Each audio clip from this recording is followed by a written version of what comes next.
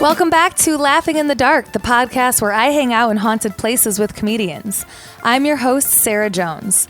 For this episode, I got to explore the Oregon State Hospital in Salem, Oregon with Portland comic David Mascorro. David is a regular performer at the Helium Comedy Club in Portland, Oregon. He has been featured on the Bridgetown Comedy Festival and produces several shows and podcasts, including Funny Humans, The Awkward Phase, and my personal favorite, Bugaboo, a podcast about fears and phobias. For pictures that follow this episode, be sure to check out our Instagram at LitDark Podcast. That's LITDARK Podcast. Here's the show.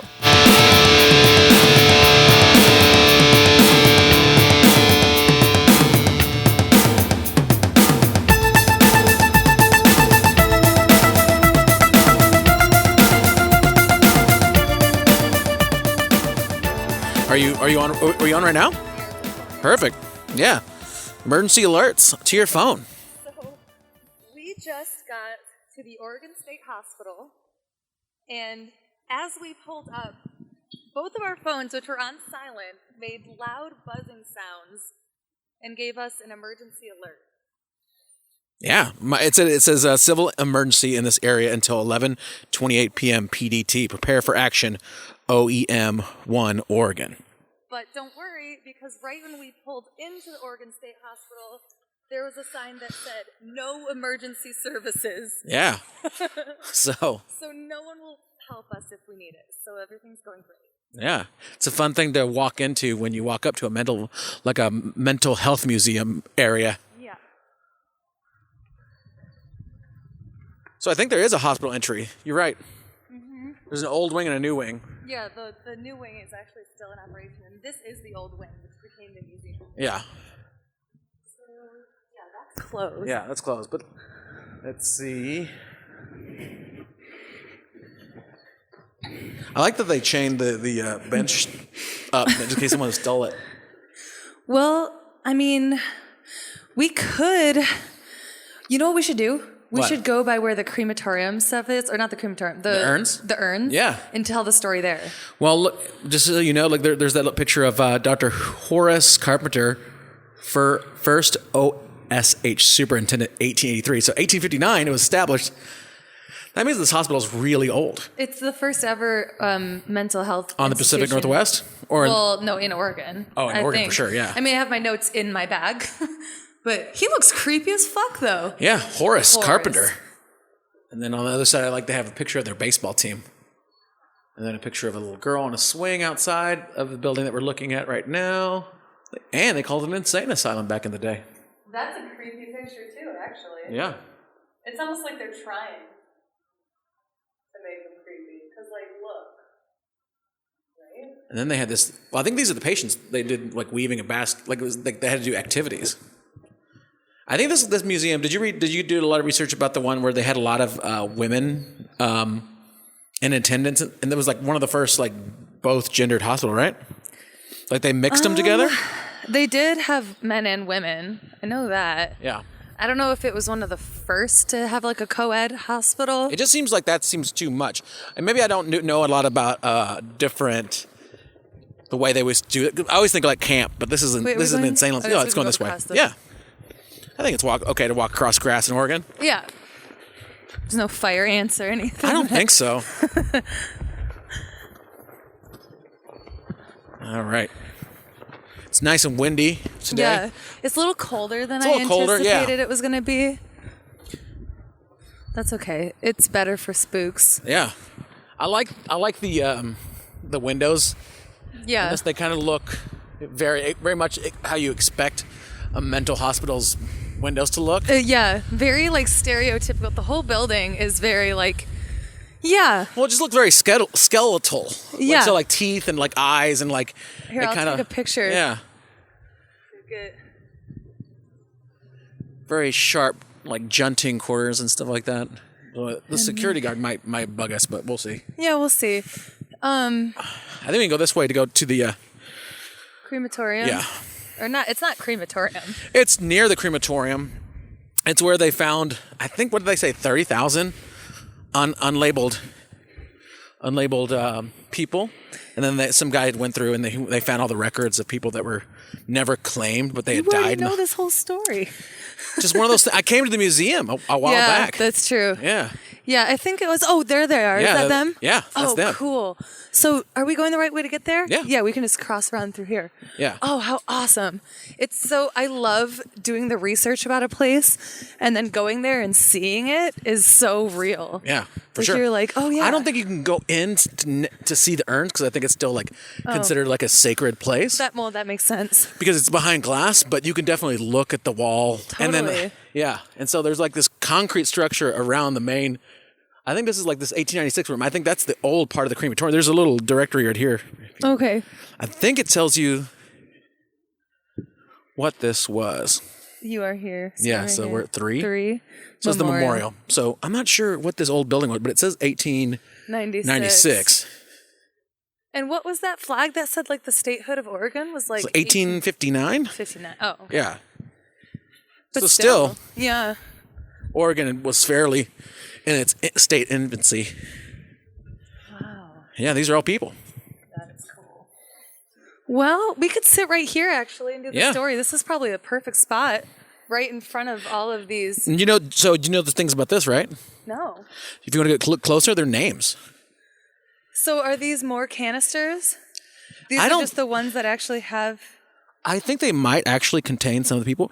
And so when they do, like this person here, 102, if someone with that last name comes by and grabs them, they replace it with one of these copper canisters. So these are the people that you see with empty spots are people that have been claimed. The security guard just drove by us again. Yeah, that's all right. Yeah. He was up there. I don't think we're doing anything. No, we're not. I think we're fine. Okay, so this is a beautiful, for listeners, we are sitting on a beautiful bench made out of probably like a redwood tree. Something Oregon-y. Something big. And we're sitting in front of a memorial at the Oregon State Hospital that is a glass encased room full of, what are they, copper? Yeah, they're copper. Copper canisters of cremains. And some of them have, see that green stuff around the copper. That's when oxygen gets in and they oxidize them. And it becomes like rusted. Okay, so are we ready to tell the story? So we are at the Oregon State Hospital located in Salem, Oregon. Before I get started, I'm going to do a rundown of my sources. I used Wikipedia, mentalhealthportland.org, oshmuseum.org, the New York Times, OregonLive.com, UrbanGhostMedia.com, ThatOregonLife.com, OregonLive.com, OffbeatOregon.com, StatesmanJournal.com, Shadowlands.net, and ArticleCats.com. I like that there's only one .net. Just one. There's not any Earthlink websites. There's not any at AOL or what's another one? GeoCities. There's no GeoCities. Yeah, it's like, well, this was my These are all personal legit. GeoCities. Yeah. No greatest journals or live journals. Yeah, there's no like live blogs. Okay, so again, we're in Salem, Oregon. The Oregon State Hospital was originally known as the Oregon State Insane Asylum. It was built in 1883. 1883. So let's see, 1859. So that's like within like less than 50 years. Yeah. I'm bad at math. You do. My whole joke is like, I don't know really math. So I'm like, you do the math. I don't know. Because when I say that, I really legitimately mean you do the math because I don't know. I overestimate a lot. That's why I should never be in control of any budget for anybody. Oh, yeah. Well, yeah, it was built in 1883, making it the oldest operating psychiatric hospital in the state of Oregon and one of the oldest continually operating hospitals on the West Coast because it is still in operation today. So it was built after the close of the Oregon Hospital for the Insane, which was established by Dr. James C. Hawthorne. Okay, yeah, so that hospital, this wasn't the first one in Oregon. It was just among the first. Yeah. The Oregon Hospital for the Insane, established by Dr. James C. Hawthorne in East Portland. It was in the area that's now known as the Hawthorne District. Okay. So even though many insane asylums of that time period were just chock full of horror stories, including the one we're about to explore, Dr. Hawthorne was an awesome guy.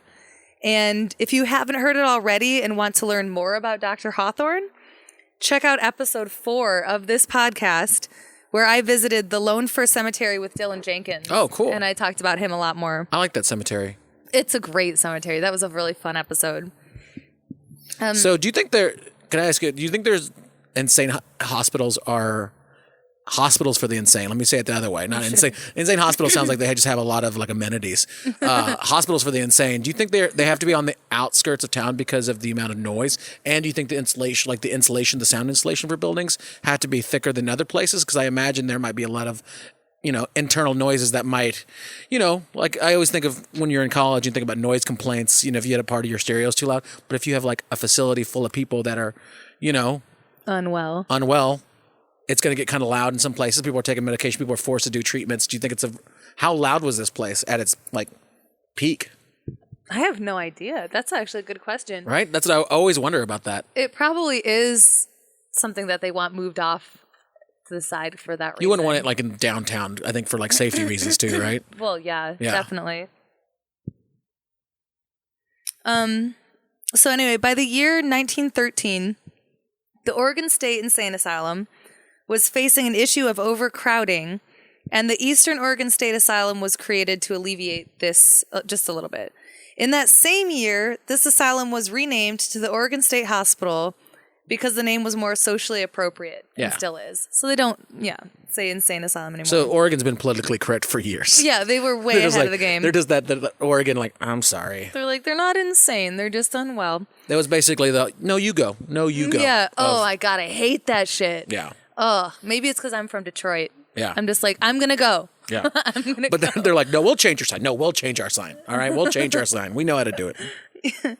So later on in 1958, the Oregon State Hospital again was facing a threat of overcrowding. What? Like, that is always so scary to me that, like, we've just now in 2018 really started looking at mental health in a different way than we used to. Like now we're like, oh, this is like something that maybe we just don't need to like lock these people up. We need to examine further. It seems like a lot of people have like social anxieties and issues that would, I wonder if our normal 2018 anxieties and depression and kind of worries in our head would get us qualified for 1858 kind of stuff. I'll talk about that. I have a list of some of the things that people were committed for, actually.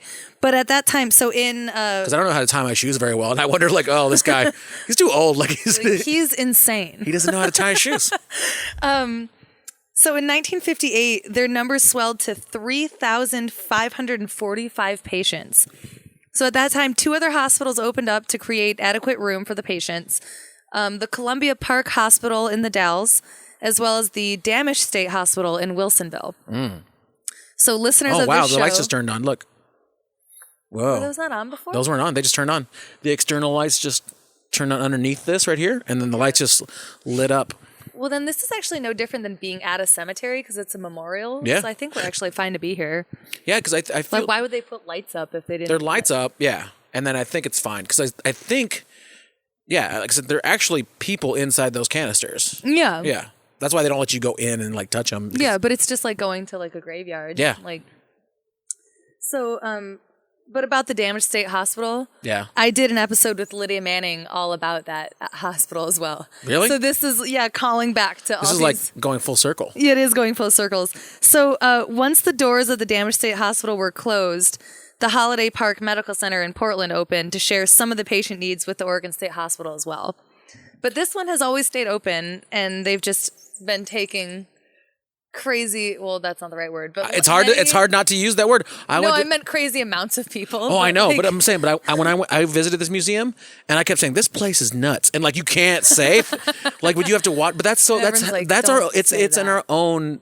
language. Yeah. I think that's what we've learned to be like, this is insane, this is nuts, this is crazy. Yeah. We were brought up, maybe our parents were like, there's kind of like a disconnect with people, like normal people, and then just like, oh my gosh, this is... Mm-hmm. And you kind of feel insensitive a lot more, and you realize what kind of language we use when we come here. It's true. It's totally true. And I mean...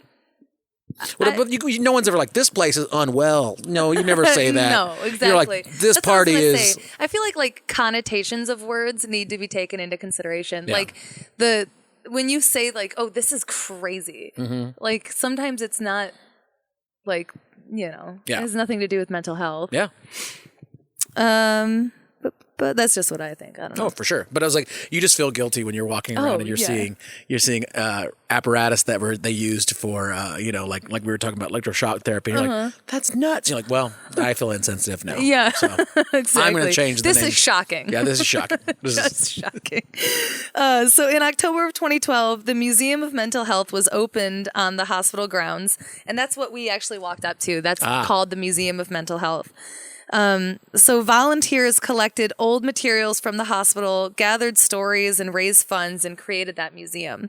This hospital was registered with the National Register for Historic Places in 2008 and was the primary location where One Flew Over the Cuckoo's Nest was filmed. Yeah, for sure. I love that movie. You seen it? I love that movie. One Flew Over the Cuckoo's Nest. I'd say that fast and then it comes out like cuckoo. Oh, yeah. One Flew Over the Cuckoo's Nest. One Flew Over the Cuckoo's Nest. One Flew Over the Cuckoo's Nest. One Flew Over the Cuckoo's Nest, if you haven't seen it, is an amazing film starring Jack Nicholson that explored the glaring hypocrisy and shortcomings of the mental health system. Jack Nicholson plays the main character, thoughtful and rebellious Randall McMurphy. Fun fact, his doctor in the film was played by Dr. Dean Brooks. Dr. Brooks was not an actor, but was actually the hospital's superintendent at the time. But they probably had to make that deal to get them to film in the hospital. Well, actually, they already had the deal to film there, but Dr. Brooks read for the role and threw the script down in a rage, declaring it unrealistic. So he's a method actor. He yes. a method on it. Inadvertently impressing the director, who offered him the role if he would rewrite the lines, making them more medically accurate. That's okay. That's pretty good. I think that's cool. Also, it's cool that the superintendent had time to audition. Like, you right? know, that's a cushy job. He only had 3,000 patients to take care of. No big deal. No big deal. Might as well add acting to the repertoire. Right? Yeah. Other staff members and patients had walk-on roles in the film as well. So this is what we were talking before about, like, how you get committed to this insane asylum, right? So people could be committed to the Oregon State Insane Asylum, which is what it was called at the time. I'm not being insensitive. For a variety of reasons. Either they had committed a crime and were deemed incapable of taking care of themselves or otherwise a burden to society. Other times, destructive behavior or a general inability for an individual to function within the community for any reason might cause a family member to commit an individual to a facility like this. Over a 2-year span, the then Oregon State Insane Asylum compiled a list of the causes of insanity for the people who had been admitted between December of 1894 to November of 1896. The most disheartening thing about this list, to me, is how common many of the issues are for any typical person. Just like what we were talking about. I was thinking in my head when you was like, you know, it's like kind of like almost seemed like annoying people would get locked up. Totally. And for some reason, in my head, since I grew up, I watched that show Family Matters. You know that song, like, Did I Do That by Steve Urkel? It was like Steve Urkel would probably be locked up in an insane asylum. Like you did. You did this to yourself. Your pants are too high. You're crazy. You're crazy. This is nuts. Look at your socks. No one else dressed like that. You're going to the loony bin. So his pants are too small for his body. Like, look, Google Steve Urkel. Yeah. And then think to yourself, is this a person that knows how to sanely dress themselves? No. Did he do that? Yeah, he did. I hope. Well, I hope his parents didn't dress him. That would be a whole another level to that character. Yeah. Well, then he would be extra crazy, but it wouldn't be his fault, I suppose. I guess not. Nature versus nurture. That's right. So I said I won't rattle through every item on the list because it is exhaustive, but I'll mention some on the list that stood out to me for reasons to be committed. Yeah. Sometimes I hear like a little, like, because I think it's the flag or it's because it's such a big facility and so quiet. Mm-hmm. You just hear every little bitty like flap or like kind of like a branch. Like, do you hear the flag back there? Yeah. Yeah. It kind of freaks me out. Yeah. Yeah. So one woman was committed for brain softening. What does that mean? I don't know. I said, I have no idea what they mean by that, but it both disturbs and fascinates me. Is it like having a drink? Is it like Maybe. There's like that's what we should call drinking. You have a brain softening. But brain problem. softening. How do they know? I feel like they were just. That's why I think back in the day, we've kind of, you know how they use more flourishy descriptive language, and now like there's. I'm not. I'm saying that this is the Oregon in like 18 whatever. I'm not saying that they did like Shakespearean stuff, but they definitely spoke like, "Hello, this just in. You have brain softening." You know, that kind of. Yeah. But she's the only person committed for that. Man. Yeah. So that's unlucky. I know, but like, I wonder what happened to her. 4 men were committed for business trouble, which makes sense. Business could be tough. Yeah. 1 woman was committed simply for fright, which I thought would appeal to you with your podcast. Are you looking up brain softening? I'm looking at brain softening right now. I tried to, and There's nothing like really, like, there's a couple, but isn't the brain already soft? Yeah, it is. I've handled human brains many, many times. I used to work in the neuropathology lab at OHSU. Yeah. So it just gets softer. It's the texture of like cooked tofu. Okay. Like you can slice right through it. So if you were to make it, so if it was softer than that, it'd be like some kind of like a tofu. gelato. That's what her brain was like, kind of like a gelato. If you were, I don't think that happens. That doesn't happen. If we keep making food analogies, like, well, it's tofu and then gelato, and then if it was like when you leave ice cream out on the table. We made food analogies in the morgue all the time. Yeah. Like in your spinal cord, your spinal cord itself, it looks like crab legs. Crab legs. I always heard that like there's like little sacks that if you cut into it looks like spaghetti. It's kind of like really thin spaghetti. It reminds me of like crab leg texture. Like fusilli, or no, that's the bow tie one. I'm trying to think of what's the really thin linguine maybe? No, it's way thinner than that. That's why I said like crab legs. It looks like you literally opened a crab leg and it's like the meat that's like on the inside of that. You don't talk about like stringy. Yeah. That's how it looks in your spinal cord. Ugh. Yeah, this is neither here nor there.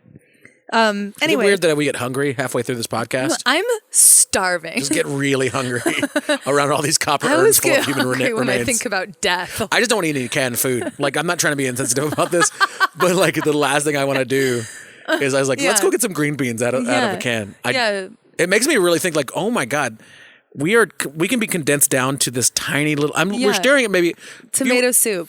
I'm gonna do another math thing. Yeah. You had to eyeball it. You do the math. How many deceased people do you think we are looking at currently while talking? This is like that game of like guessing how many jelly beans are in a jar. This is the ultimate game of Guess Who, by the way. Also, you know what I'm talking about, because you have to guess basically or over here. I'm gonna take like a bigger picture of the whole thing so listeners can see how hard this game is.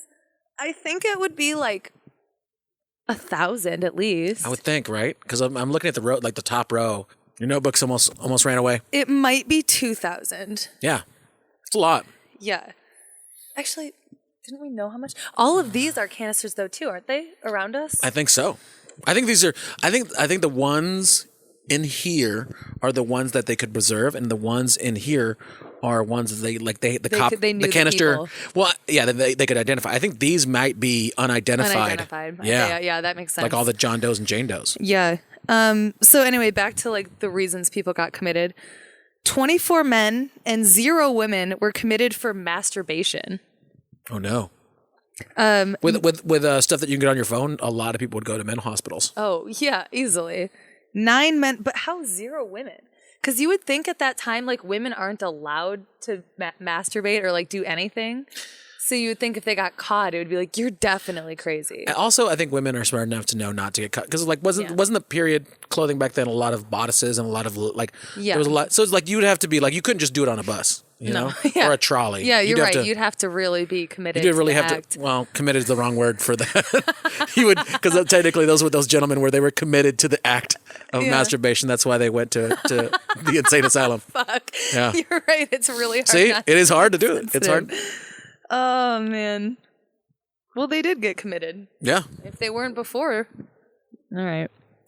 But masturbation, man, yikes. Yeah. Every teenager at some point, I think, was nuts. Except for a couple of friends that I know that were really Catholic, and they're like, nope, because the devil's watching. I was raised Catholic, and Catholic girls are the worst. I don't know. I just heard some friends that are like, I never did. I never even looked down when I went to go pee. Those kind of people. The shame talking. I know. 9 men and 6 women were committed for religion. What religion, though? Somehow distinct from the 2 men and 2 women committed for spiritualism.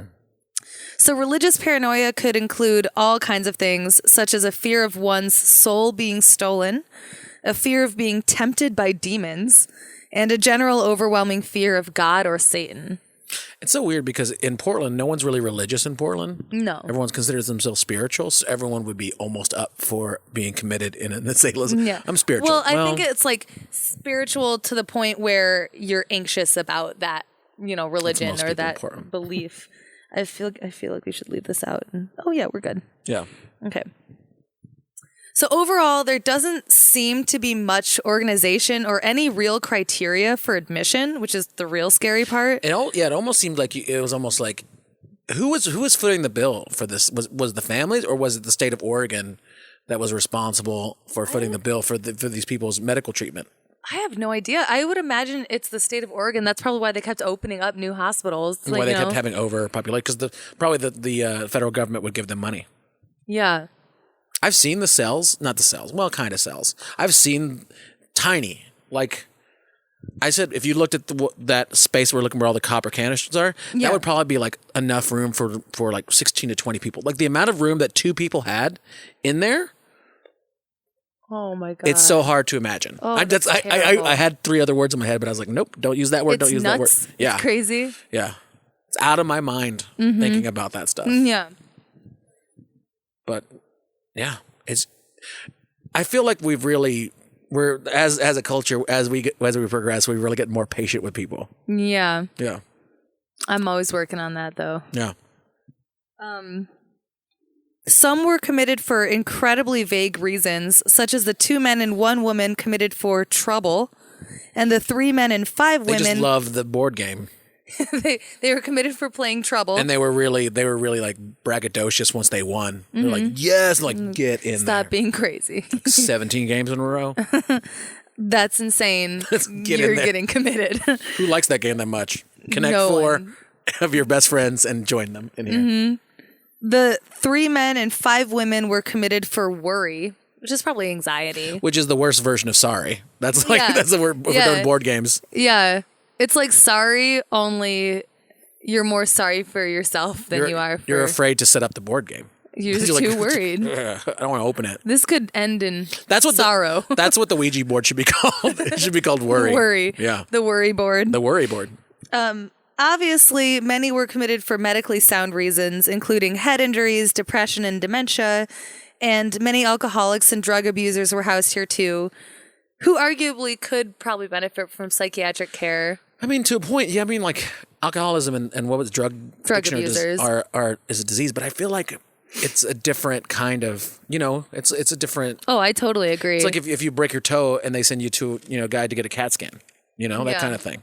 Yeah. Maybe I was thinking. It seemed like they lumped everybody in fairly. Totally. I think that early. like some treatment centers would work for like drug abusers, but they don't need to be amongst like people with schizophrenia. Like it's not the same thing, even if it might look like the same thing on the outside, Yeah. So despite all these oddly specific reasons, a whopping 275 patients in that 2-year span were committed with the cause for insanity written simply as unknown. Wow. So you could just be committed for any fucking reason. They didn't even give like descriptors. They're just like, I don't know. It just said unknown. One word. Wow. Yeah. Treatments in the hospital included electroconvulsive therapy, lobotomies, eugenics. Eugenics is very messed up. And hydrotherapy. It's all messed up, but eugenics is especially messed up. I didn't expect to hear that one today. Me neither. That was the one, and what's weird is I didn't find a lot more on that. It was, but they probably were like, bury that. That didn't happen. Someone, and not to this is, I'm going to say allegedly.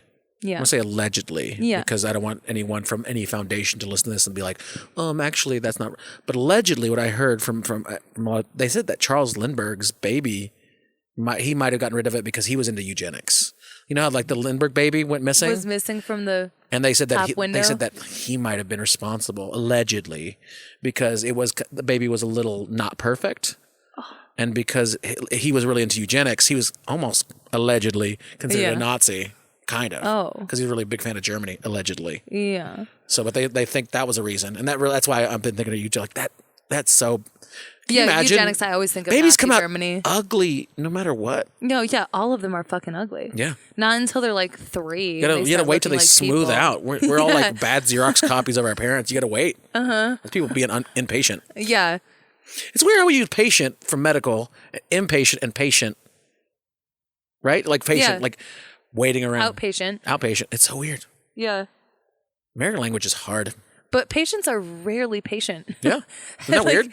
I work in a lab and they'll have like a 10-minute wait time. They'll just be like, I don't have all day. I'll be like, you guys are virtues. You are a patient. You guys are all virtues. Think about it yourself. Yeah, that's right. Exactly.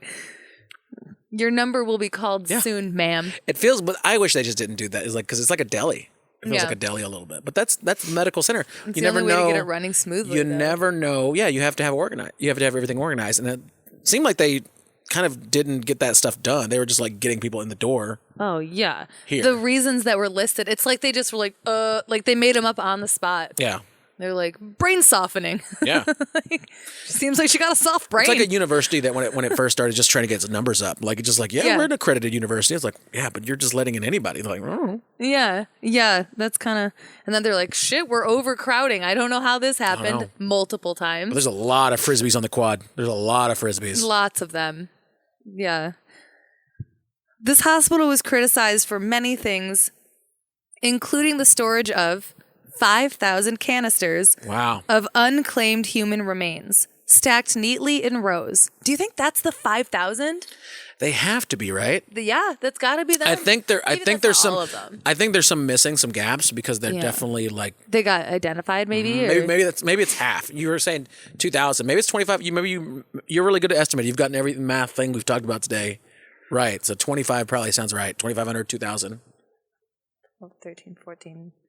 16, 17, 18, Welcome back to the Counting Podcast. 1, 2, 2, 3, 2, 4, 25. So one line is 25. Yeah. Which means 4 of those lines is 100. Yeah.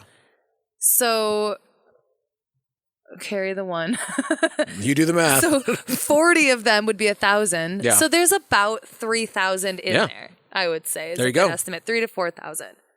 That's weird that we're looking. That's a lot. It's weird. That like I said, think of 5,000 right there. Think about if they were real people standing in front of us. How intimidating it would be for 5,000 people to be standing in front of us, and they're just in jars. Yeah, they're in these little copper canisters. Well, if they were just in the jars, like little, like little people. What's that one movie where the little Indian in the cupboard? Yeah, I didn't mean like little people. I meant like little people, like tiny, like elves on the shelves. Right? Okay. Yeah. Yes, that's exactly. I'm talking about.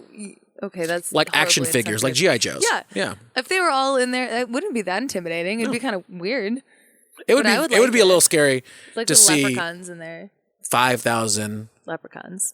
Any of those. Yeah, anything that I've never seen before of that size. If I saw a human being of that size, I would be very freaked out. Mm-hmm. But I would be like, are we friends? Because maybe it would be like your little friend. I'd be afraid they'd like go up my pants and like your shirt and they just like overwhelm you like Gulliver's Travels. They just pin you down. Yeah. It'd be like crazy strong for some reason. Yeah, they definitely have teeth. Oh, yeah. They get in your ear and they would soften your brain. That's definitely how it happened. Yeah. Solved. There used to be an asylum cemetery on the ground, but somewhere between 1913 and 1914, the entire cemetery was exhumed, and all unclaimed remains laid to rest there were cremated and stored in the basement. Unfortunately, water seeped into the basement and damaged many of the copper containers, ruining the paper labels stuck to them. So we're looking at them right now. That damage that happened, that was from that leak in the basement. So that's why there's like rusted copper canisters up there. And they used to have a paper label on them that identified the patients, but that was washed away. Look how many of them got affected by that. That sucks. Yeah. David Mascorro is an internationally renowned American photographer who has a beautiful photo series called Library of Dust, depicting these eerily beautiful canisters. I have seen that book. It's inside the museum. If you go inside the museum part, they have one of the copies of the books. It's really, he shot them all, I think all individually, as many as he could. I saw like 4 or 5 on there that were individual ones, and they were more damaged than any of them in here. Like, they were really super damaged, but really beautiful. I wonder if any of the oxidation has to do with the different kind of makeups of people's bodies. Like if someone was a taller person, or if someone was a blonde versus a brunette, if they oxidize more or not. Do you ever wonder about that? Well, I know that when you are cremated, it's mainly just your bones.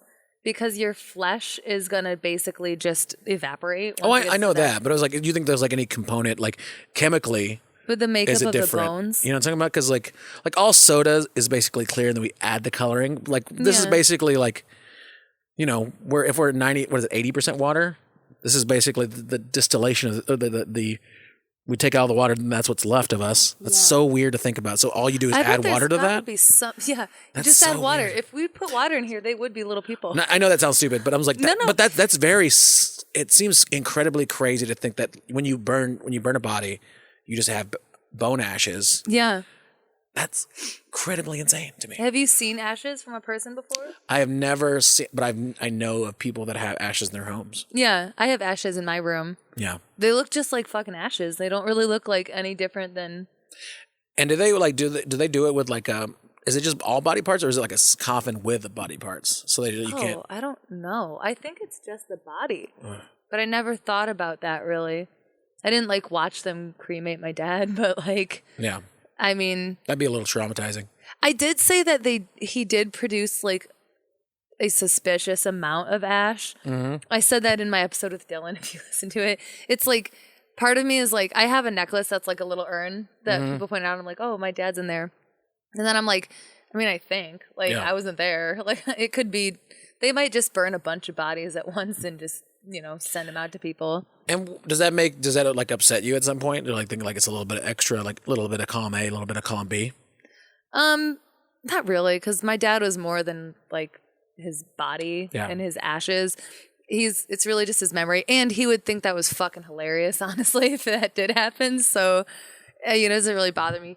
But I still treat the ashes like as if it were him, because it's kind of just a symbol of him. Do you ever talk to them? Not to the ashes themselves. No, I talk to my dad all the time. Yeah. Just abstractly, like when you're like outside and stuff like that. No, like even like if I am getting to work and then there's a traffic jam and I'm going to be 5 minutes late, I'll be like, Dad, fuck. Can you fix this? Like I'll do that. Or, sometimes like I'll notice things that I know my dad would find funny. My dad and I were very, very close. We're like really similar people.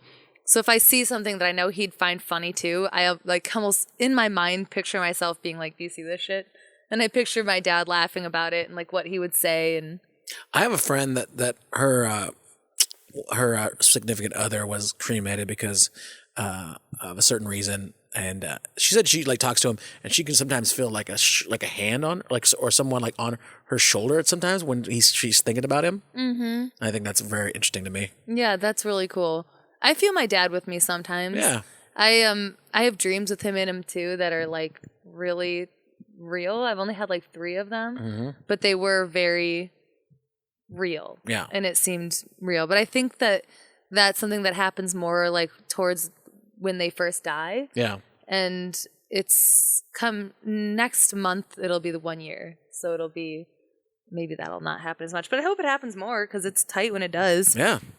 Also, I'm sorry I didn't know that. Oh, yeah, it's okay.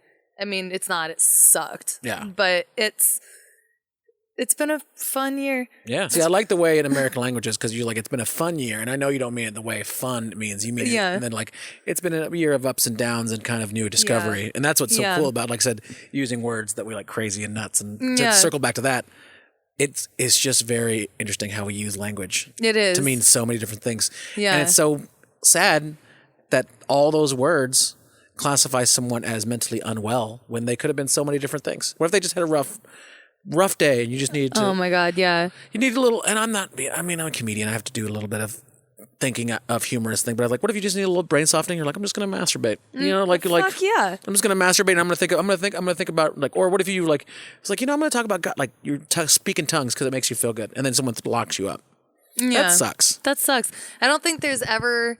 I mean... okay, there are probably times that staying in a facility are helpful for people. I totally believe that, especially like for certain eating people, disorders or anything like that. I can see, but I think for a lot of them, that would only make it worse, especially you're talking about these small closed quarters. Like I can't imagine. There's so many horror stories of insane asylums, and the idea of community is always a good thing. Like when people say they go to AA meetings or other things like that, but like trying to get mentally well with people of varying maladies seems very overwhelming and kind of scary. Do you ever, like, the brain is so powerful. Like, did you see that show on Netflix, Evil Genius? Yes. You do watch all of it? Yeah. Yeah, you can't not. You have to watch all the way through. But while I was watching that, I started to feel crazy watching it. I was like, she is so... It's, like, creepy that you're like, how is she actually, like... A person. And she's acting like, and you're kind of back and forth, like maybe she's telling the truth, maybe not. I don't know. And then it almost like made me question my sanity for a little while watching it. Or being manipulated by someone like that. What if you don't even know that we're being manipulated by people in our lives? Oh, totally. Yeah. I've had instances like that where you think you know someone and then you find things out and you're like, what the fuck? Yeah, that person?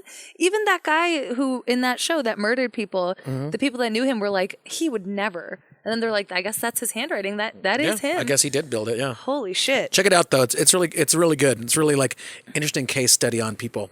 Yeah, it totally is. So anyway, David Mascorro's collection called The Library of Dust, depicting these canisters. If you don't look at our Instagram to see the pictures we've taken here, at least check that out because it is really beautiful and really creepy and cool. Did he win like a Pulitzer Prize for like either the photographer or the person? I think the person that came up with the story was Oregonian. He was a writer for the Oregonian, right? Oh, was he? I don't know. I think it was a local Oregon paper. I know he lives in New York. Maybe it was, but I was thinking it was like a local reporter that just like discovered this, or maybe it helped out. It was something like really interesting, like about journalism that really like freaked me out. Like, wow. Yeah, I'll have to look at it again. I didn't write that down. Because it was really just this guy stumbling around and trying to get like he was trying to do like a report. Go find the initial report about them finding the canisters because that is nuts. Yeah. And then about like they just can't, he was like, let me look at the blueprints. And he would put down the blueprints. He goes, what is this shack? And then he found the shack and he's like, holy moly, what are, and he like, I'm not sure if he opened it, but he's like, this is obviously human remains. Well, he had to open it to see what it is. But it's very crazy. I don't know what I would do if I found 5,000 dead bodies. Right. By accident in a hospital. At least it is in a hospital and not somewhere like weird, like your basement. Yeah, that's true. Or like in a wall you broke down in your house and you're like, oh shit. Or like a Denny's, you know? Yeah. His collection also includes other photos of the abandoned portion of the J building of the Oregon State Hospital that are definitely worth checking out. And that's what I was talking about trying to look at. But I don't know if it's still there. Anyway. I think they tore that down. Yeah, I think they did actually. Because we've gone around the whole facility because we came in the working functional side of the hospital and then we drove around to here and it seems like they've cleaned it up to be like now to kind of be maybe in respect to this knock down that place because I think they would have because even like the pictures that I saw of taken from there were like 6 years ago. Yeah. Like there's no way they're just leaving them all there. Anyway, these shelves of corroded urns came to serve as a symbol for the inhumane treatment and outright neglect of mentally ill patients at the hospital. These damaged canisters stand stacked in a room known as the Room of Forgotten Souls, which sounds so badass, not to be disrespectful. But I don't know, I guess, is this then called the Room of Forgotten Souls? Or the room that they initially found. Maybe this one, Maybe it was the room they initially found them in. It was called the Room of Forgotten Souls. Yeah. Anyway, that's just an awesome name. Also, I think the word cremains, we were talking about the English language being interesting. I think cremains is a really clever word. Yeah. Because it's cremated remains. Mm-hmm. Cremains. Yeah. It makes sense. To add to this, of the many canisters of cremains, somewhere around 1,500 bodies are still unaccounted for, and nobody knows what happened to them. So that must be all of these, actually. One of these missing bodies belonged to a woman named Eva York, an epileptic patient who died while unattended in the bathtub. The coroner was said to have found no evidence of drowning, which is probably BS because she had epilepsy. Yeah. It was once believed that Eva's remains were among the ashes found in the canisters here, But later, researchers couldn't find her ashes or any record of her cremation. The only thing they found connected to her was a burial number. So she is still among the missing. And they've moved. You said they moved all the people from the cemetery, right? Well, they exhumed it. They exhumed them. Sometimes there's still more, and they just didn't. They're just like, well, I think that's like as many as they can find. Yeah. That's probably how interesting to be at a place that's basically. I mean, they don't do that much anymore. Like, can you imagine if hospitals were still like adjacent to hospitals were like graveyards? Just a one-stop shop. Yeah. You just. Yeah, that's very scary. Yeah, it is. It is speculated by a local funeral director that there may be a mass grave somewhere on the hospital grounds still. But these lost and forgotten remains aren't the only things on these grounds awakening the imagination of visitors. There is also a tunnel system below the Oregon State Hospital that allowed hospital staff to move patients between buildings discreetly. It is suspect that they should need some way to move patients and items, such as laundry and food, between buildings without the public being able to see them. The tunnels are marked by purple glass prisms that are embedded into the roads to provide lighting below, which, if you can imagine, it would be creepy purple light dancing on the walls, reflecting off of prisms.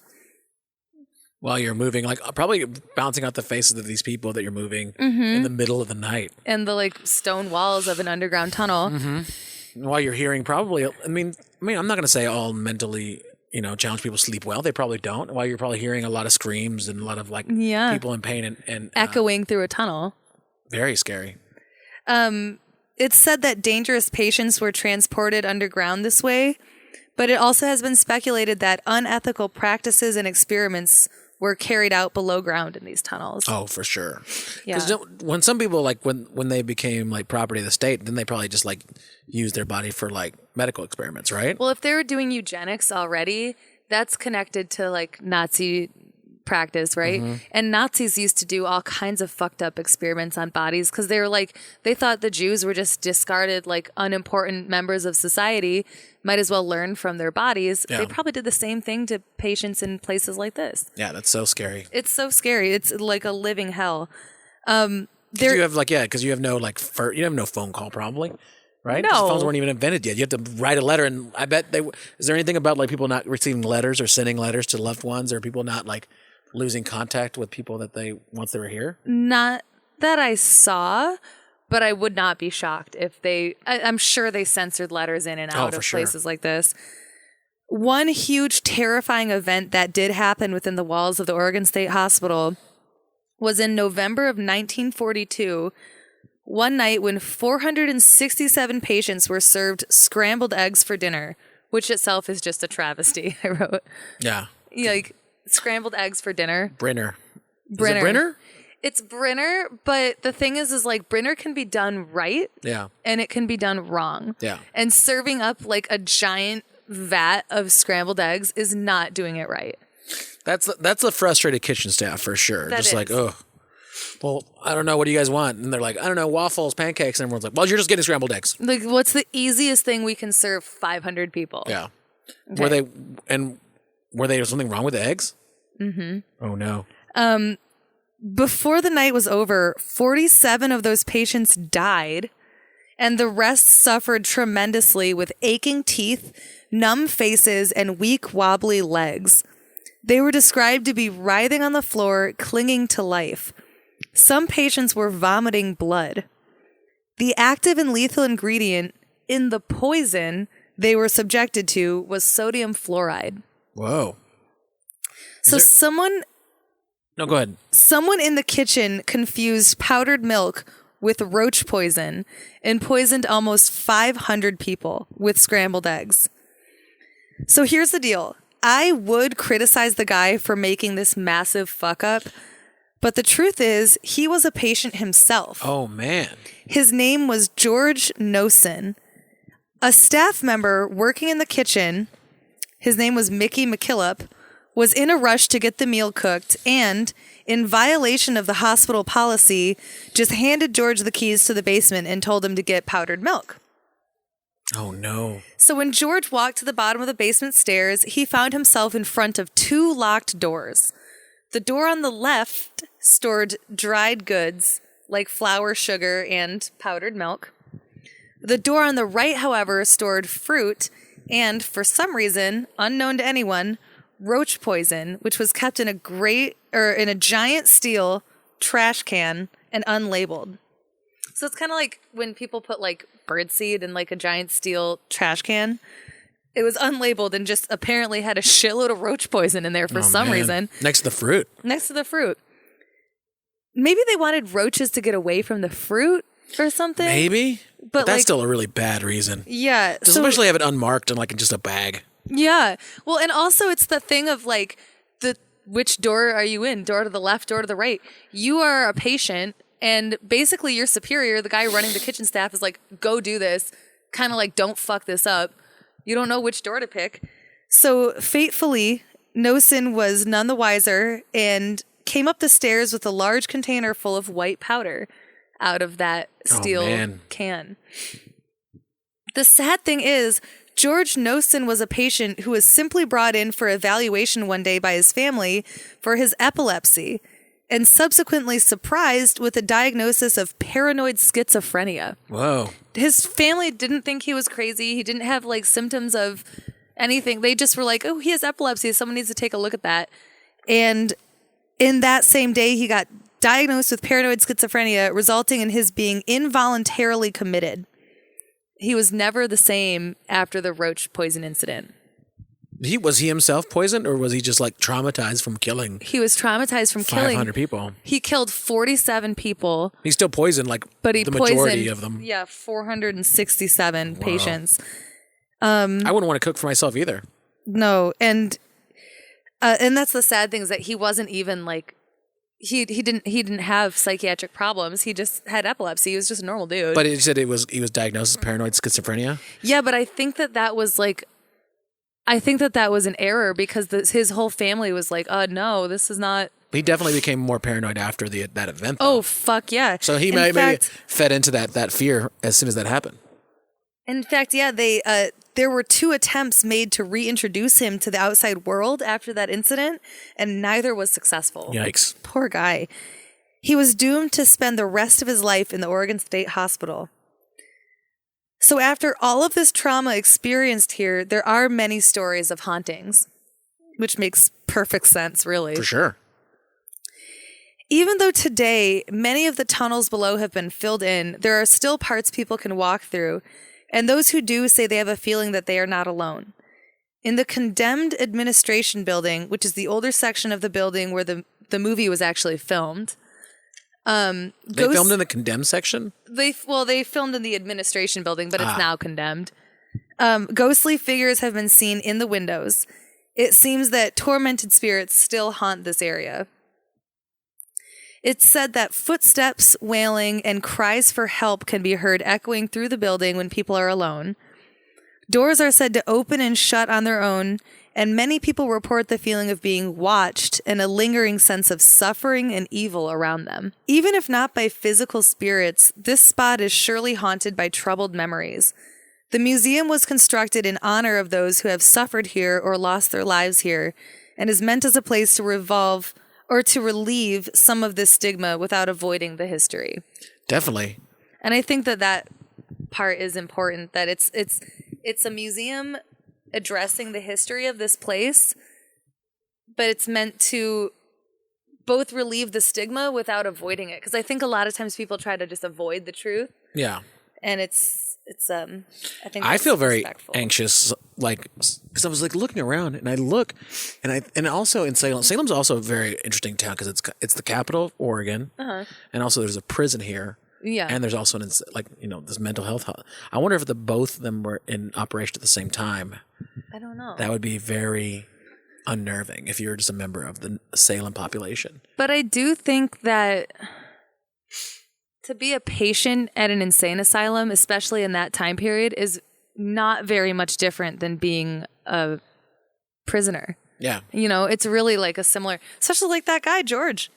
He just had epilepsy. Yeah. And then they were just like, nope, you're a paranoid schizophrenic. Like, maybe he just was saying, he might have even just been like, I heard people can get committed for any reason to be here, and I don't want to be here for that reason. Yeah. And they might have been like, you're paranoid. Yeah. You know? But people didn't know enough about epilepsy back then. Maybe we were like, he looks like he's in pain. How can we help him the best? And they just inadvertently sent their son to a life sentence at a mental hospital. Ugh, it's terrible. Yeah. That is really awful. Well, do you want to explore and walk around some? We can kind of walk around some until someone kicks us out. Yeah. I wonder how many of these original trees have just like been here the whole time. Yeah, that maybe hold on to some memories themselves too. Yeah. Well, because like, you know, we saw that picture of that little girl in the swing, and it definitely looked like that tree might have, or like a little sapling of that tree might have still been around. Who is that girl supposed to be? I don't know. Were there children? Did they ever say if there was children admitted in the hospital? Oh, I think there were people of all ages. Yeah. That's someone's voice. You hear that? Yeah. Let's walk around to this way. Wait, does it say where J building is? That would be cool. Yeah, it's a little chilly tonight. That was weird just to hear a voice out of nowhere. Mm-hmm. Well, I know that the museum is built in the older part. Yeah. So I think maybe we could walk around this way. Yeah, this building is pretty... Because when you go inside, it's pretty intense. Like, it looks like it's stuck in the 50s through 70s. Yeah. Some of the chairs that they put people in back then were even made for like, kind of made to look like completely obtrusive and invasive to like their comfort. They're just like, well, we're gonna have to examine you. Yeah. Sit down in this hard metal chair while we look inside your eyes and your ears and your nose. To make sure this sucks as much as possible. Because these are kind of bars, right? Are these bars or are these like grates? Over the windows? Yeah, they're great. They're just grates, right? But they kind of look like bars. Well, they are kind of in a way because I think that's like they don't want people trying to escape. Yeah. You know. Did they have any stories about any people escaping? No, but that happens in One Flew Over the Cuckoo's Nest, doesn't it? Yeah, they I think they sneak off and they go to like a baseball game, or they go to like a. No, they go to like the lake. They go to the lake. They go and and they get like sneak on a boat. Oh God, I haven't seen that movie in so long. Yeah. You know what? I meant to watch it the night before this episode. Yeah. Like I was gonna do that, and then last night I was just busy until really late, and I woke up at 6 a.m. today, so I was like, Well, it's holiday weekend. Well, yeah. You know, did I tell you one time I was dating this girl that was like a dorm director? She was a residence director for a college. Mm-hmm. And see this awning right here that we're looking at? Where it's like there's like a little... It looks like you could probably jump out of these two top windows and jump on that little thing. Yeah, I saw a guy do that in a dorm, and I caught him sneaking into the dorms. Oh no. Creepy. But like, I can imagine people were trying to get out. Oh, that flag is so loud. Yeah. Oh, yeah, I could totally imagine trying. I would try to get out of a place like this. I would probably try to use those. I don't know if I would use the tunnel. The tunnels is probably the last place I would want to be. Yeah, oh, definitely. Yeah, you the- don't want to be there. I'm thinking we can... Oh, there's a person over there. I'm thinking maybe we could, like, walk around the back and see if there's not something cool. Yeah. But when we come back, we should take a picture of that statue right there. Yeah, I think this is where the that book is laid, and right here, where the part we're passing. Wait, it says "Find fact, not fault." Yeah. Dean Brooks. Yeah. Isn't that the doctor who I think so, right? Isn't it Dr. Brooks? I think so. Who was? Let's look at my notes. I think he's the guy who played his Jack Nicholson's doctor in the movie. Oh, really? Yeah, let me double check. The lights are kind of flickery in there. Dr. Brooks, Dr. Dean Brooks. Look at those lights are kind of flickery in there. Look. They are, yeah, they are. But that quote up Yeah. on the wall, that is the guy who plays Jack Nicholson's doctor in that Oh movie. man, crazy. Isn't that Oh, weird? whoops. Did a light go out? No, it's just flickering. That's so interesting. Yeah. It's just flickering right above his name where you're talking about. Like that's like specifically where you're pointing out. It's just a flickering light. It kind of looks like a more serious Hogwarts. Yeah, it reminds me of a prison, Yeah. honestly. And this is where it gets to the new part right here. Is it? I think because those buildings look a lot those newer. look newer. But maybe around the corner here, Yeah. maybe there's something. And we're next to the freeway here It now. looks like there's still like a bunch of lights on up there. Like it seems like people are all like in there. I wonder if this Is building that across the it? street Oh, maybe that's it. is something. Because it looks very similar. It does. It's got the same windows. Yeah. So I don't know. It's got to be connected to something. Do you want to go check It might be, out? yeah, it might be a library, but we can go check it out. We can run across the street. Yeah. All right. It looks like they're doing construction on this part. I don't know what this is. Oh, we could just ask. Maybe there's someone here. I bet there's a sign. There's still lights on. Authorized access only. And then there's like a warning of someone that might have been. It might be a part of it. It looks like it. It is. It's got the same windows and the same like building structure. Yeah. I wonder if this is more the administrative and the other one's more of kind of the like this is where like all the you do all the paperwork and all the other stuff was like where the nurses and the doctors and the patients actually live. This seems like where maybe doctors and nurses would stay or work. Yeah, during and the day. have like conferences and Yeah. stuff. So what do you think? What do you think about the Oregon State Hospital? You've been here before. I think it still has definitely like a weird kind of vibe to it. Yeah. Because I do too. I think when you do anything like treat patients, even back then for a variety of different things, there was a lot of mental anguish in some place. I think that stuff stays around. Oh, I totally believe that. I'm not sure about like the whole like, oh, you can see things in windows, but there's definitely like some energy like that sticks around in a place like this. Oh, I totally agree. They say if it happens at sports stadium, like, oh, this place, Yankee Stadium, this place is filled with the ghost of heroes. Well, if that's filled with the ghost of like sports heroes, this is definitely filled with like bad memories Oh, yeah. and tortured moments and Yeah. anxiety and anxiousness. I bet it is. I bet it's either that or security. Maybe a security wing. Oh, over there? Yeah. Look, you can see inside the windows a little bit over here. You can see what the buildings look like. Looks like they really haven't done a lot of renovation in the building itself. It looks still pretty like it would in, I imagine in... One Flew Over the Cuckoo's Nesty? Yeah. Yeah. These are just like people's offices. I think so. I'm trying to go around there. I don't know. I think they have a little padlock. That's why it's locked out. Oh, yeah, that's locked. But have you ever scaled a fence before? There's a security guard up in that window. Yeah. What were you saying about scaling a fence? Have you ever scaled a fence before? Yeah. Scary. I mean, just... I ripped my pants one time. Me too. Yeah. I've done that. One time in Michigan, I wanted to see a meteor shower. Yeah. And I went to Grand Haven, which is like a town right off the beach of Lake Michigan. And I climbed the fence to get into this beach just to watch the meteor shower on the beach. It was fucking rad, but Yeah. I ripped my shorts. But it was like fine. You'd be surprised how much you unless you're really doing it like carefully, how much you can hurt yourself by jumping over a fence. Oh yeah. It wasn't that tall of a fence, but it was like I think mine was like probably 7 or 8 7, feet tall. yeah. Yeah. 9 feet, something like that. Yeah. It's still fun. Yeah. It was still really cool. And I was there by myself too. Like I invited some people to go last minute and nobody wanted to go and I was like, I'm still going. Yeah. Nice. For as many years as has gone by since the hospital opened, there's still not that much activity around this area. No. And it definitely does have an eerie sense to it. It definitely feels like it's judging you. It's stately. Yeah. There's a couple of lights on that look like it's like a monitors or something on the top. Those blue. Yeah. Yeah, and there's like a red light on top. Yeah. I wonder if they're filming us. I don't know. Or maybe a security guard just walking through because these are like normal fluorescent lights, but those two blue lights are very weird. Uh-huh. And that red light above it, see the red circle light? Yeah. That's like of a camera. Yeah, we assume, yeah. They probably do have a camera watching.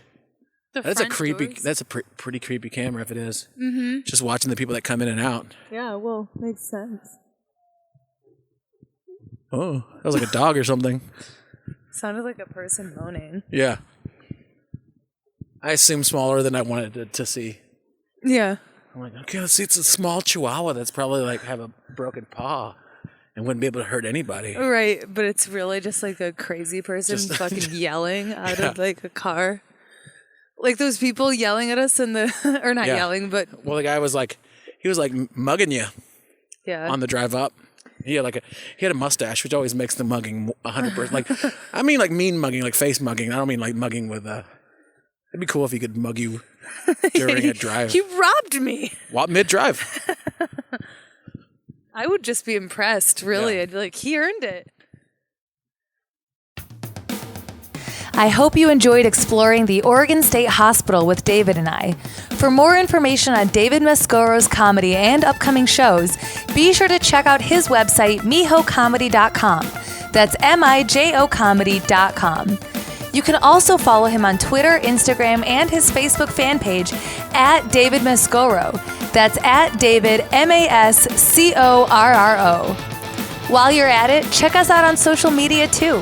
You can find us on Facebook, Twitter, and of course Instagram at Lit Dark Podcast. That's LITDARK Podcast. We have brand new merch available on the website now. Visit litdarkpodcast.com to check out all our new hoodies, tank tops, t-shirts, and hats available right now.